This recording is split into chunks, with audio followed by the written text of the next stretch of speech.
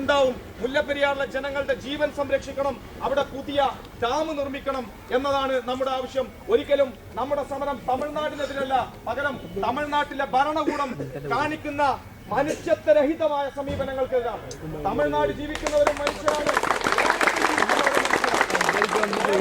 35 ലക്ഷം മനുഷ്യരുടെ ജീവൻ പന്താടിക്കൊണ്ട് തമിഴ്നാട്ടിൽ വെള്ളം എത്തിക്കാമെന്ന് ഇവിടുത്തെ ജയലളിതയോ മറ്റാളുകളോ വ്യാമോഹിക്കേണ്ടതില്ല.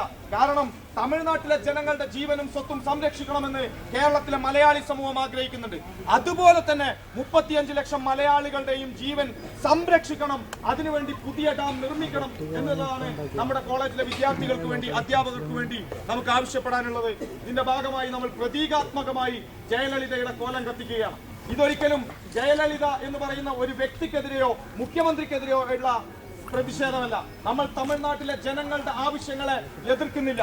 തമിഴ്നാടിന് വെള്ളം വേണമെന്ന ആവശ്യത്തെ നമ്മൾ എതിർക്കുന്നില്ല. പകരം നമ്മൾ എതിർക്കുന്നത് ജയലളിത ഇവിടുത്തെ പാവങ്ങളുടെ 35 ലക്ഷം മനുഷ്യരുടെ ജീവൻ കണ്ടില്ല എന്ന് നടിക്കുന്ന ഈ നിസ്സംഗതക്കെതിരാണ് നമ്മുടെ സമരം. അതുകൊണ്ട് ഇത് തമിഴ്നാടിനെതിരായ സമരമല്ല, പകരം തമിഴ്നാട് ഭരണകൂടം കാണിക്കുന്ന നിസ്സംഗതക്കെതിരായ സമരമാണ്. എല്ലാ വിദ്യാർത്ഥികളും ഈ സമരത്തിൽ പങ്കാളിയാവണം എന്ന് പറഞ്ഞുകൊണ്ട് ഇത് കത്തിക്കുന്നതിന് വേണ്ടി